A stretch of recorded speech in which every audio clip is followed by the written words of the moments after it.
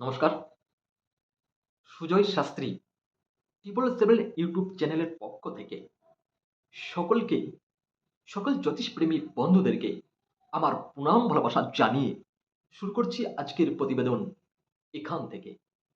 সঙ্গে তোমাদের সুজয় শাস্ত্রী।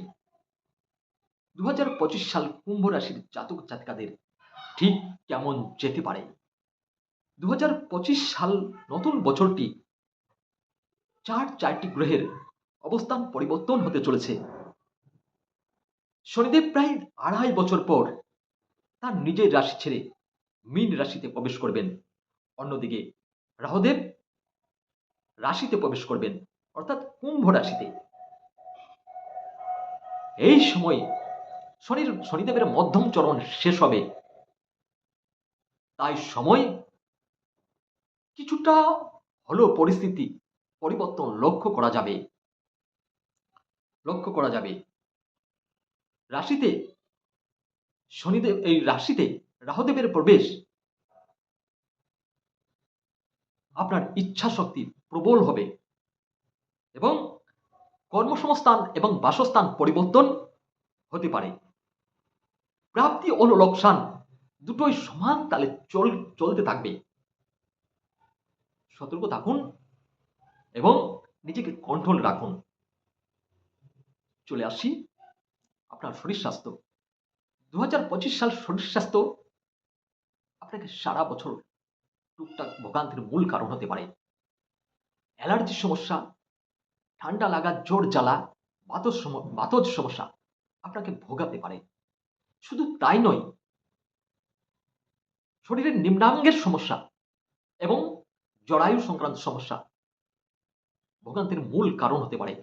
তাই আগে থেকে ডাক্তারের পরামর্শ নেন এবং শরীরের প্রতি যত্ন নিন, তাহলে সেখান থেকে বেরিয়ে আসতে পারবেন।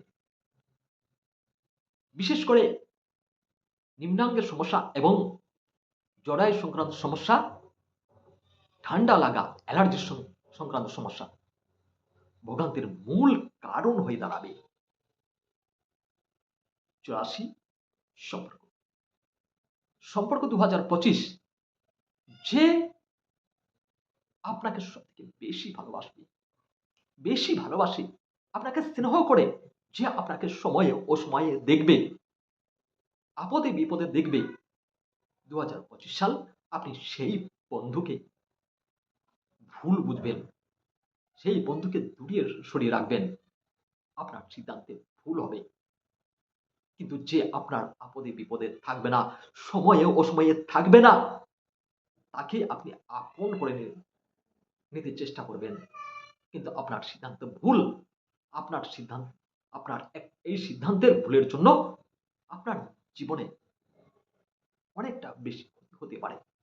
তাই এই সময় যে আপনার আপদে বিপদের সময়ে অসময়ে থাকবে, আপনাকে সাথ দেবে, তাকে চিনতে ভুলবেন না। আপনার তাতে ভালো হবে। 25 সাল আপনার সারা বছর সেই বন্ধু পাশে থাকবে, এমনকি সারা বছরেই পাশে থাকবে। চলে আসি বৃহস্পতির কথায়। বৃহস্পতি বসে আছেন কুম্ভ রাশির সাপেক্ষে চতুর্থভাবে বৃষ রাশির ঘরে। 14ই মে পর্যন্ত বৃহস্পতি এখানেই থাকবেন। 15ই মে বৃহস্পতি চলে আসবেন মিথুন রাশিতে। বৃহস্পতি চতুর্থভাবে থাকায় মায়ের সাথে সুসম্পর্ক ভালো হবে। মায়ের সুস্বাস্থ্য ঠিকঠাক থাকবে। মায়ের সাথে সম্পর্কের মধুরতা বাড়বে এবং যারা তন্ত্রমন্ত্র বিদ্যার সাথে জড়িত, তারা সুফল লাভ করতে পারবেন।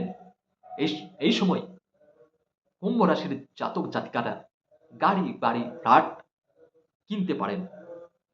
বৃহস্পতির দৃষ্টি অষ্টম, দশম এবং দ্বাদশে থাকায় দূরযাত্রা, দূরভ্রমণ হতে পারে এবং খরচের পরিমাণটাও এই সময় বেড়ে যাবে।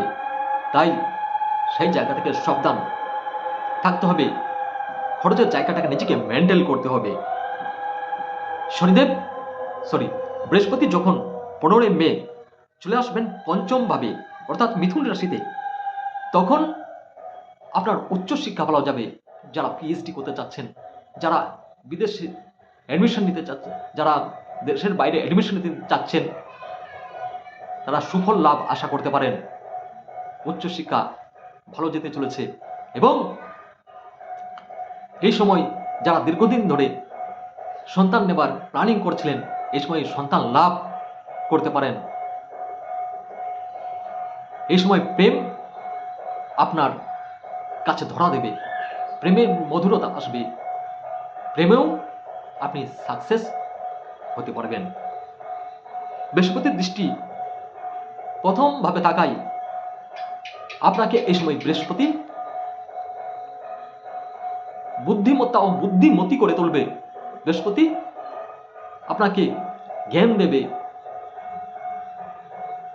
আপনি এই সময় স্মার্ট হয়ে উঠবেন এবং সমাজের সাথে সুপরিচিত হয়ে উঠবেন এই বৃহস্পতির কৃপায়। বৃহস্পতির দৃষ্টি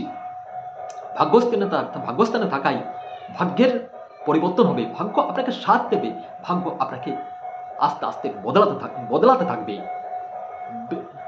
এই সময় বৃহস্পতির দৃষ্টি একাদশভাবে থাকায় দীর্ঘদিনের আশা পূর্ণ হতে পারে। যারা দীর্ঘদিন ধরে বিয়ের জায়গাটায় ডিস্টার্ব দেখা দিয়েছিল, এই সময় বিয়ে আপনার ফাইনাল হতে পারে এবং বিবাহ কাজ সম্পন্ন হতে পারে। কেতুদেব